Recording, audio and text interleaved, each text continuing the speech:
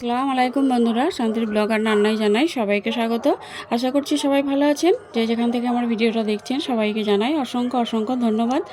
প্রতিদিনের মতো আবারও চলে এসেছি আপনাদের মাঝে আর একটা রেসিপি নিয়ে। আজকে আমি করে দেখাবো চিলি পনির। তো চলুন শুরু করি। আমি এখানে পনির নিয়ে নিয়েছি 200 গ্রাম। পনিরটাকে আমি ছোট ছোট টুকরো করে কেটে নেব। আমি আমার প্রয়োজন মতো নিয়েছি, আপনারা আপনাদের প্রয়োজন মতো নেবেন। এরকম একটা ছুরি দিয়ে আমি এগুলোকে ছোট ছোট টুকরো করে কেটে নেব। তো দেখুন, এরকম ছোট ছোট টুকরো করে কেটে নিয়েছি।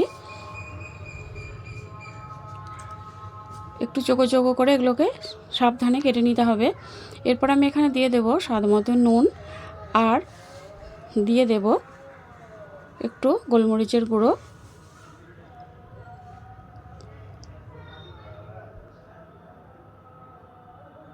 আর দিয়ে দেব কর্নফ্লাওয়ার। 2 চামচ কর্নফ্লাওয়ার দিয়ে দিলাম। এরপর আমি এখানে দিয়ে দেব সামান্য অল্প লঙ্কার গুঁড়ো, কাশ্মীরি লঙ্কার গুঁড়ো। এরপর আমি এগুলোকে খুব সাবধানে হাত দিয়ে আলতোভাবে মেখে নেব যাতে ভেঙে না যায়। আমি এখানে 2 চামচ কর্নফ্লাওয়ার ব্যবহার করেছি। এরপর আমি এখানে একটা কড়াই বসিয়ে দিয়েছি, এগুলোকে ভেজে নেব। কড়াইটা ভালো করে গরম করে নিয়েছি, আর এর মধ্যে দিয়ে দিলাম পরিমাণ মতো সরষের তেল। আমি রান্নাটা আজকে সরষের তেলেই করব। তেলটাকে খুব ভালো মতো করে গরম করে নিয়েছি। এরপর এক এক করে পনিরগুলো তেলের মধ্যে ছেড়ে দেব। তো পনিরগুলোকে আমি তেলের মধ্যে ছেড়ে দিয়েছি। এরপর এরকম একটু লাল লাল কালার করে পনিরগুলোকে ভেজে তুলে নেব। তো দেখুন এরকম কালার চলে এসেছে।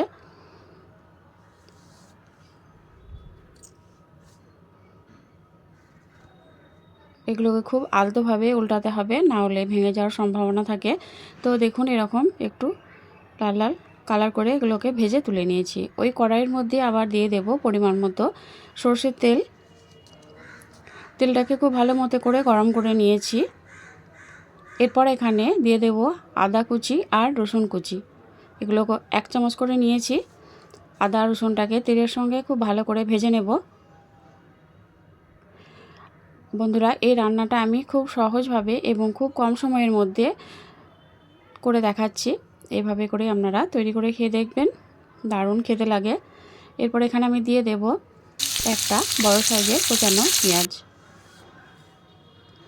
পেঁয়াজটা আদা রসুন কুচি সব তেলের সঙ্গে খুব ভালো করে ভেজে নেব।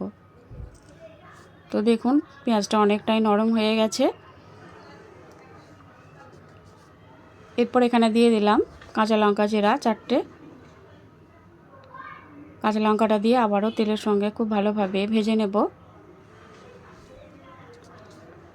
তো দেখুন পেঁয়াজটা অনেকটাই লাল লাল হয়ে গেছে।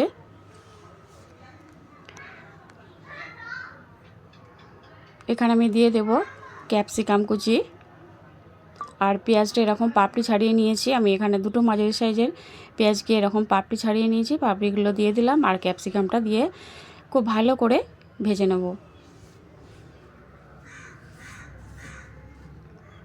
দিয়ে দেব স্বাদ মতো নুন। এইভাবে করে বেশ কিছুক্ষণ ধরে পেঁয়াজ আর ক্যাপসিকাম ভেজে নেব। তো দেখুন এরকম হালকা কালার চলে এসেছে।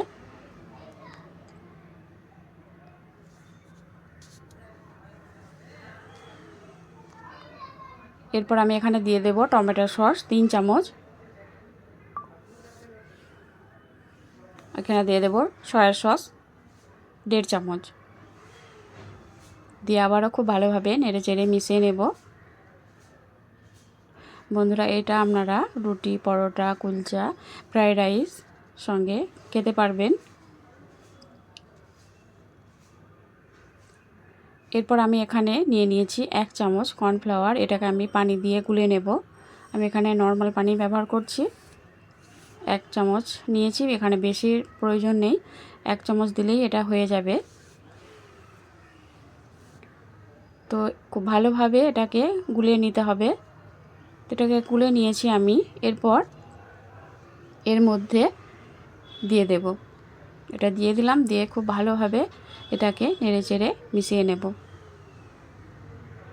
তো দেখুন গ্রেভিটা আস্তে আস্তে অনেকটাই ঘন হয়ে গেছে, আর ক্যাপসিকাম পেঁয়াজ সব কিছু প্রায় সেদ্ধ হয়েই এসেছে।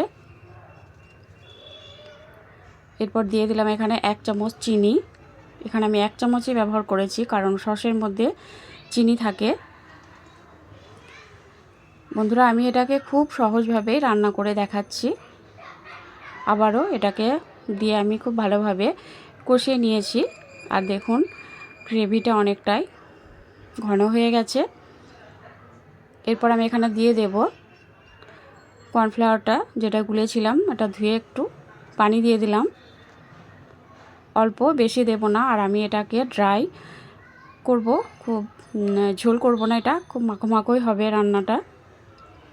এরপর আমি এটাকে সেদ্ধ হতে দেব, ঢাকনা দিয়ে দিলাম।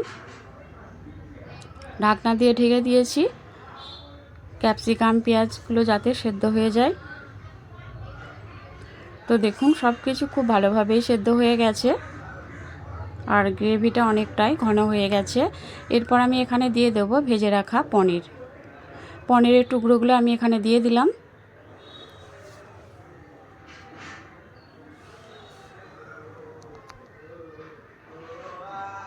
পনিরের টুকরোগুলো দিয়ে খুব ভালো করে এর সঙ্গে নেড়েচেড়ে মিশিয়ে নেব।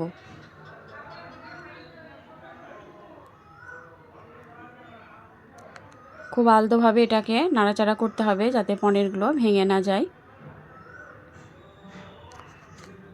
তো দেখুন এটা আমি ড্রাই চিলি পনির বানাচ্ছি, আমি এটা ঝোল করব না।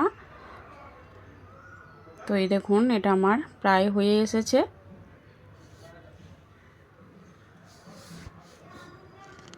সবশেষে আমি এখানে দিয়ে দেব পাতিলেবুর রস। আমি এখানে 1 চামচ পাতিলেবুর রস ব্যবহার করেছি, আপনারা চাইলে এখানে ভিনেগার ব্যবহার করতে পারেন। আর এখানে দিয়ে দেব গোলমরিচের গুঁড়ো 1 চামচ।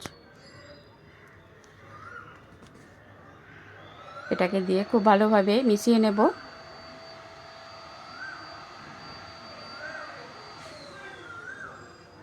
তো এটা আমার প্রায় রেডি হয়ে গেছে।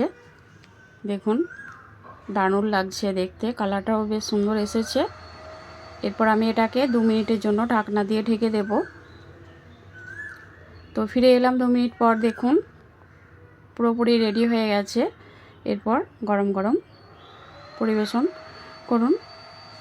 আপনারা এটা দিয়ে রুটি, কুলচা, ফ্রাইড রাইস সব কিছুর সঙ্গে এটা খেতে পারবেন। তো দেখুন অসাধারণ লাগছে কালারটা। তো বন্ধুরা, এই রেসিপিটা কেমন হয়েছে আপনারা অবশ্যই জানাবেন, আর যদি ভালো লেগে যায় তাহলে লাইক কমেন্ট শেয়ার করবেন। আর যারা নতুন বন্ধু আমার সাবস্ক্রাইব করেননি, অবশ্যই আমার চ্যানেলটা সাবস্ক্রাইব করে আমার পাশে থাকবেন। তো আজ এই পর্যন্ত, দেখা হচ্ছে পরের ভিডিওতে।